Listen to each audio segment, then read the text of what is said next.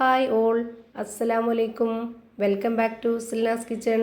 ഇന്നത്തെ റെസിപ്പി നേന്ത്രപ്പഴം കൊണ്ട് വെറൈറ്റി ആയിട്ടുള്ള ഒരു അടിപൊളി ഈവനിങ് സ്നാക്സിൻ്റെ റെസിപ്പിയാണ്.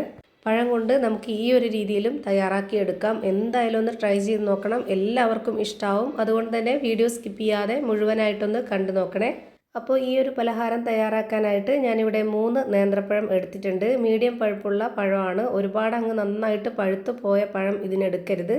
അതുപോലെ നേന്ത്രപ്പഴത്തിൽ തന്നെ ഇങ്ങനെ ചെയ്തെടുക്കാൻ വേണ്ടി നോക്കുക, അതാണ് ഏറ്റവും കൂടുതൽ ടേസ്റ്റ്. ഞാനിവിടെ അത്യാവശ്യം വലുപ്പത്തിലുള്ള 3 നേന്ത്രപ്പഴമാണ് എടുത്തിട്ടുള്ളത്. ഇതിൻ്റെ തൊലിയൊക്കെ കളഞ്ഞതിന് ശേഷം ഇതൊന്ന് കട്ട് ചെയ്തെടുക്കുന്നുണ്ട്. ഈ ഒരു കണക്കനുസരിച്ചാണ് ബാക്കിയുള്ള എല്ലാ ഇൻഗ്രീഡിയൻസിൻ്റെ അളവും എടുക്കുന്നത്. നിങ്ങൾക്ക് എത്രയാണോ പലഹാരം വേണ്ടത്, എത്രയാണോ പഴം എടുക്കുന്നത്, അതിനനുസരിച്ച് ബാക്കിയുള്ള ഇൻഗ്രീഡിയൻസിൻ്റെ അളവും കറക്റ്റാക്കി എടുക്കുക. എന്നാലാണ് ഇതിൻ്റെ പരുവം കറക്റ്റായിട്ട് കിട്ടുള്ളൂ. അതുപോലെ തന്നെ ഇതിൻ്റെ ടേസ്റ്റും ഒരു കറക്റ്റ് ടേസ്റ്റിൽ കിട്ടുള്ളൂ. ഇതുപോലെ കട്ട് ചെയ്ത് മാറ്റിയതിന് ശേഷം ഞാനൊരു ബൗളിലേക്ക് ഇട്ട് കൊടുത്തിട്ട് ഇത് കൈ വെച്ചിട്ട് ഇതുപോലെ നന്നായിട്ട് ഇതുപോലെ ഉടച്ചെടുക്കുന്നുണ്ട്. കൈകൊണ്ട് ഇതുപോലെ ഉടച്ചെടുക്കുമ്പോഴത്തേക്ക് നമുക്ക് കട്ട കട്ടയായിട്ട് കിട്ടും, അതാണ് വേണ്ടത്. ഈ വീഡിയോസ് കണ്ടുകൊണ്ടിരിക്കുമ്പോൾ തന്നെ സിൽനാസ് കിച്ചൺ ചാനൽ ആദ്യമായിട്ട് കാണുന്നവരാണെങ്കിൽ പ്ലീസ് ഒന്ന് സബ്സ്ക്രൈബ് ചെയ്തേക്കണേ. ഒപ്പം തന്നെ ഈ വീഡിയോസ് നിങ്ങൾക്ക് ഇഷ്ടപ്പെടുകയാണെങ്കിൽ ഒരു ലൈക്ക് ചെയ്ത് ഷെയർ ചെയ്ത് സപ്പോർട്ട് ചെയ്യാനും മറക്കരുതേ. ഇപ്പോൾ ഞാനിവിടെ ഈ പഴം നന്നായിട്ട് ഉടച്ചെടുത്തിട്ടുണ്ട്. ഇനി അതിലേക്ക് ഇട്ട് കൊടുക്കുന്നത് സബോള കട്ട് ചെയ്തെടുത്തിട്ടുള്ളതാണ്. ചെറുതായിട്ട് കട്ട് ചെയ്തെടുത്തിട്ടുള്ള ഒരു മീഡിയം സൈസിലുള്ള സബോളയും ഒരു 3 പച്ചമുളകുമാണ് ഇതിലേക്ക് ഇട്ട് കൊടുക്കുന്നത്. പിന്നെ ഇതുപോലെ ഒരു സ്പൂൺ അളവിൽ 1 സ്പൂൺ മുളക് പൊടി ഇട്ട് കൊടുക്കുന്നുണ്ട്. അതിൻ്റെ കൂടെ തന്നെ ഒരു 1/4 സ്പൂൺ അളവിൽ മഞ്ഞൾപ്പൊടിയും ഇട്ട് കൊടുത്തു. ഇനി ഇതിലേക്ക് ആവശ്യത്തിനുള്ള ഉപ്പിട്ട് കൊടുക്കാം. ഈ ഒരു പലഹാരം ഉപ്പും മധുരവും എരിവൊക്കെ ആയിട്ട് നല്ല പ്രത്യേക ഒരു ടേസ്റ്റാണ്. എന്തായാലും ഒന്ന് ട്രൈ ചെയ്ത് നോക്കണം, എല്ലാവർക്കും ഇഷ്ടമാവും. ഇനി അടുത്തതായിട്ട് ഇതിലേക്ക് ഇട്ട് കൊടുക്കേണ്ടത് കോൺഫ്ലവർ പൊടിയാണ്. ഞാനിവിടെ ഇതേപോലെ വലിപ്പത്തിലുള്ള 3 ടേബിൾ സ്പൂൺ അളവിൽ കോൺഫ്ലവർ പൊടി നിറയെ ഇട്ട് കൊടുക്കുന്നുണ്ട്.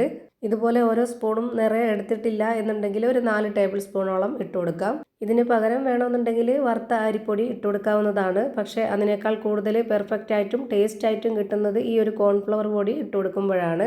അതുകൊണ്ട് അത് സ്കിപ്പ് ചെയ്യാതിരിക്കാൻ കഴിവതും നോക്കുക. ഇപ്പം ഞാനിവിടെ ഇതെല്ലാം കൂടെ നന്നായിട്ട് ഇതുപോലെ മിക്സ് ചെയ്തെടുത്തിട്ടുണ്ട്.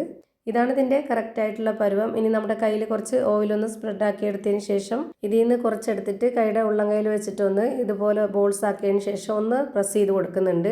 നമുക്ക് ഇഷ്ടമുള്ള ഏത് വലിപ്പത്തിലോ ഷേപ്പിലോ ആകൃതിയിലോ വേണമെങ്കിലും ഇത് ചെയ്തിട്ട് എടുക്കാവുന്നതാണ്. ഞാനിവിടെ ഒരു കട്ട്ലേറ്റിൻ്റെ ഷേപ്പിലാണ് റെഡിയാക്കി എടുക്കുന്നത്. അതുപോലെ ഈ ഒരു വലിപ്പത്തിൽ ഷേപ്പിലാണ് റെഡിയാക്കി എടുക്കുന്നത്.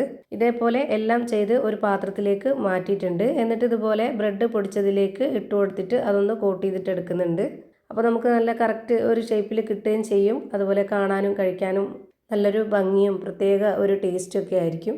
ഞാനിതിലിപ്പോൾ തിരിച്ചും മറിച്ചൊക്കെ ഇട്ട് കൊടുത്തിട്ട് നന്നായിട്ടൊന്ന് കോട്ട് ചെയ്തിട്ട് എടുക്കുന്നുണ്ട്. ഇതുപോലെ തന്നെ എല്ലാം ചെയ്ത് ഒരു പാത്രത്തിലേക്ക് മാറ്റുന്നുണ്ട്. ഞാനിവിടെ അടുത്തത് ഒരെണ്ണം കൂടെ കാണിക്കുന്നുണ്ട്. ഇത് നമ്മൾ കയ്യിലെടുക്കുമ്പോൾ നന്നായിട്ട് കുഴഞ്ഞിട്ടാണ് ഇരിക്കുക, അതൊന്നും പ്രശ്നമില്ല. നമ്മൾ ഇതുപോലെ കോട്ട് ചെയ്തെടുത്തതിന് ശേഷം ഒരു പ്ലേറ്റിലേക്ക് മുഴുവനും മാറ്റി വെച്ചിട്ടുണ്ട്. ഇനി ഇതെല്ലാം ഒന്ന് ഫ്രൈ ചെയ്ത് മാറ്റണം. അതിനായിട്ട് സ്റ്റവിലേക്ക് ഒരു പാൻ വെച്ച് ഫ്ലെയിം ഓൺ ആക്കി കൊടുത്തിട്ടുണ്ട്. അതിലേക്ക് കുറച്ച് ഓയിൽ ഒഴിച്ചു കൊടുക്കുന്നുണ്ട്. ഒരുപാട് ഓയിൽ ഒഴിച്ചു കൊടുക്കരുത്, അതായത് ഇത് മുങ്ങിക്കിടക്കുന്ന രീതിയിൽ ഫ്രൈ ചെയ്തെടുക്കരുത്. ഇതുപോലെ വളരെ കുറച്ച് മാത്രം ഓയിൽ ഒഴിച്ചു കൊടുത്തിട്ട് നമുക്കിത് ഫ്രൈ ചെയ്തിട്ടെടുക്കാം. കൂടുതൽ ഓയിൽ ഒഴിച്ചു കൊടുത്തു കഴിഞ്ഞാൽ അത് മുങ്ങിക്കിടന്നിട്ട് അത് പൊടിഞ്ഞു പോവും. ആദ്യം ഇത്രയും ഇട്ട് കൊടുക്കുന്നുണ്ട്. എന്നിട്ട് ഇതൊന്ന് ഫ്രൈ ആയി വരട്ടെ. പിന്നെ ഇതിന് ഒരുപാട് ഫ്ലെയിമിൻ്റെ ആവശ്യമില്ല. മീഡിയം ഫ്ലെയിമിൻ്റെയും ലോ ഫ്ലെയിമിൻ്റെയും ഇടയ്ക്കുള്ള ഫ്ലെയിമിൽ വെച്ചിട്ട് വേണം ഇത് വേവിച്ചെടുക്കാനായിട്ട്.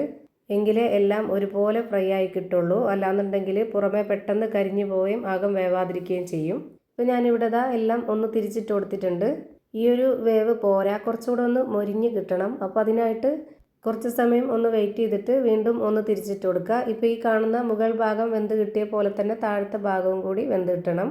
എങ്കിലാണ് പുറം ഭാഗം നല്ല ക്രിസ്പിയും അകം നല്ല സോഫ്റ്റ് ആയിട്ടിരിക്കുന്ന ഒരു അടിപൊളി പലഹാരം നമുക്ക് റെഡിയായി കിട്ടുന്നത്. ഇപ്പം ഞാനിവിടെ എല്ലാം എണ്ണയിൽ നിന്ന് കോരി ഒരു പാത്രത്തിലേക്ക് മാറ്റുന്നുണ്ട്. അപ്പോൾ ഇതാ നേന്ത്രപ്പഴം കൊണ്ടുള്ള നല്ല ടേസ്റ്റി ആയിട്ടുള്ള വെറൈറ്റി ആയിട്ടുള്ള ഒരു അടിപൊളി ഈവനിങ് സ്നാക്സ് റെഡിയായി കിട്ടി.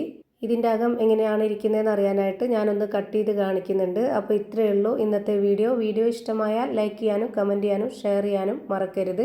അതുപോലെ തന്നെ ഞാനിടുന്ന പുതിയ വീഡിയോസ് നോട്ടിഫിക്കേഷനായിട്ട് കിട്ടുന്നതിന് വേണ്ടി സബ്സ്ക്രൈബ് ചെയ്ത് ബെല്ലൈക്കൺ അമർത്തി അതിൽ ഓൾ എന്ന ഓപ്ഷൻ എനേബിൾ ചെയ്ത് കൊടുക്കാനും മറക്കരുത്. പുതിയൊരു വീഡിയോയുമായി വീണ്ടും വരും. Thank you for watching.